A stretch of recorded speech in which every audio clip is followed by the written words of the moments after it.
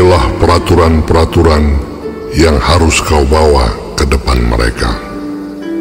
Apabila engkau membeli seorang budak Ibrani, maka haruslah ia bekerja padamu 6 tahun lamanya. Tetapi pada tahun yang ke-7, ia diizinkan keluar sebagai orang merdeka dengan tidak membayar tebusan apa-apa. Jika ia datang seorang diri saja, maka keluar pun ia seorang diri. Jika ia mempunyai istri, maka istrinya itu diizinkan keluar bersama-sama dengan dia. Jika tuannya memberikan kepadanya seorang istri dan perempuan itu melahirkan anak-anak lelaki atau perempuan, maka perempuan itu dengan anak-anaknya tetap menjadi kepunyaan tuannya, dan budak laki-laki itu harus keluar seorang diri. Tetapi jika budak itu dengan sungguh-sungguh berkata, "Aku cinta kepada tuanku, kepada istriku, dan kepada anak-anakku. Aku tidak mau keluar sebagai orang merdeka," maka haruslah tuannya itu membawanya menghadap Allah, lalu membawanya ke pintu atau ke tiang pintu.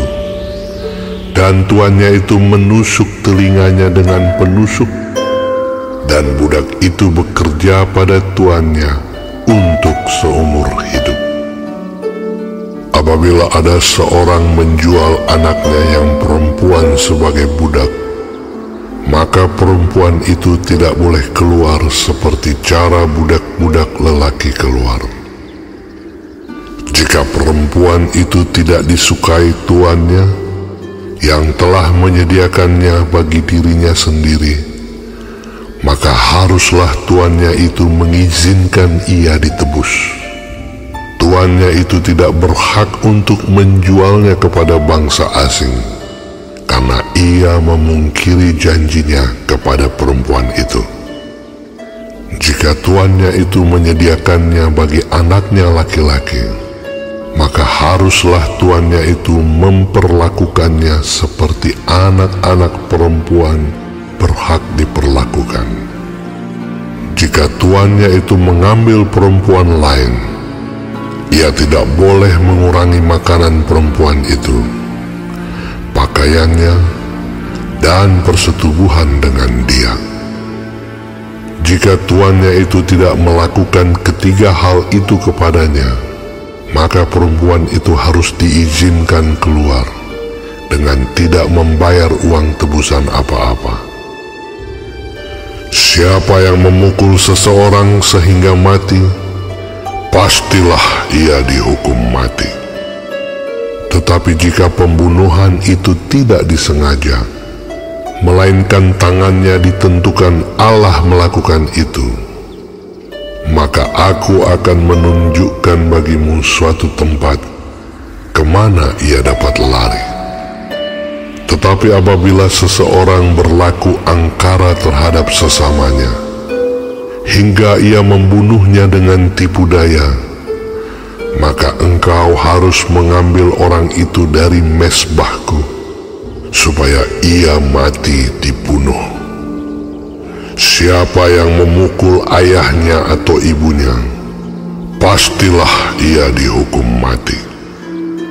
Siapa yang menculik seorang manusia, baik ia telah menjualnya, baik orang itu masih terdapat padanya, ia pasti dihukum mati. Siapa yang mengutuki ayahnya atau ibunya, ia pasti dihukum mati. Apabila ada orang bertengkar, dan yang seorang memukul yang lain dengan batu atau dengan tinjunya, sehingga yang lain itu memang tidak mati, tetapi terpaksa berbaring di tempat tidur, maka orang yang memukul itu bebas dari hukuman, jika yang lain itu dapat bangkit lagi dan dapat berjalan di luar dengan memakai tongkat. Hanya ia harus membayar kerugian orang yang lain itu karena terpaksa menganggur dan menanggung pengobatannya sampai sembuh. Apabila seseorang memukul budaknya laki-laki atau perempuan dengan tongkat, sehingga mati karena pukulan itu, pastilah budak itu dibalaskan. Hanya jika budak itu masih hidup sehari dua, maka janganlah dituntut belanya, sebab budak itu adalah miliknya sendiri. Apabila ada orang berkelahi dan seorang dari mereka tertumbuk kepada seorang perempuan yang sedang mengandung, sehingga keguguran kandungan, tetapi tidak mendapat kecelakaan yang membawa maut, maka pastilah ia didenda sebanyak yang dikenakan oleh suami perempuan itu kepadanya, dan ia harus membayarnya menurut putusan hakim. Tetapi jika perempuan itu mendapat kecelakaan yang membawa maut, maka engkau harus memberikan nyawa ganti nyawa, mata ganti mata, gigi ganti gigi, tangan ganti tangan, kaki ganti kaki, lecur ganti lecur, luka ganti luka, bengkak ganti bengkak. Apabila seseorang memukul mata budaknya laki-laki atau mata budaknya perempuan dan merusakkannya, maka ia harus melepaskan budak itu sebagai orang merdeka pengganti kerusakan matanya itu. Dan jika ia menumbuk sampai tanggal gigi budaknya laki-laki atau gigi budaknya perempuan, maka ia harus melepaskan budak itu sebagai orang merdeka pengganti kehilangan giginya itu. Apabila seekor lembu menanduk seorang laki-laki atau perempuan sehingga mati, maka pastilah lembu itu dilempari mati dengan batu, dan dagingnya tidak boleh dimakan, tetapi pemilik lembu itu bebas dari hukuman.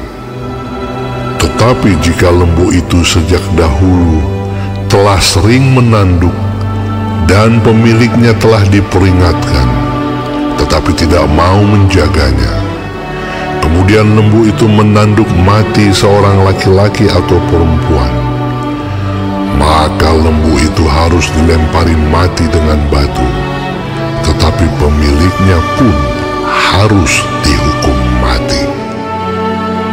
Jika dibebankan kepadanya uang pendamaian, maka haruslah dibayarnya segala yang dibebankan kepadanya itu sebagai tebusan nyawanya.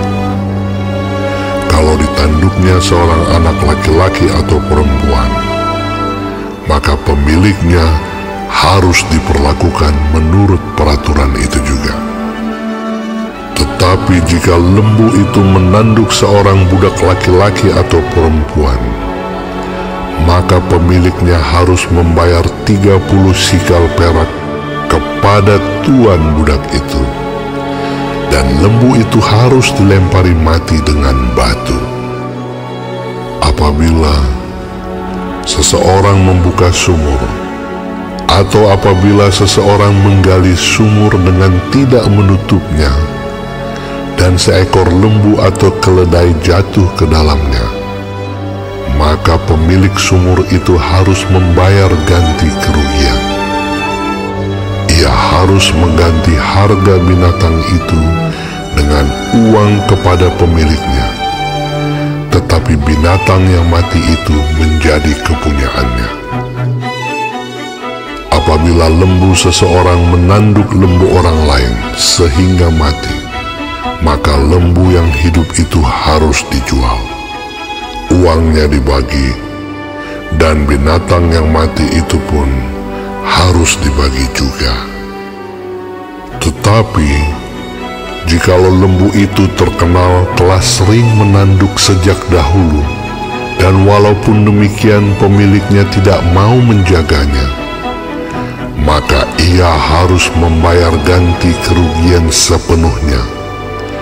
Lembu ganti lembu, tetapi binatang yang mati itu menjadi kepunyaannya.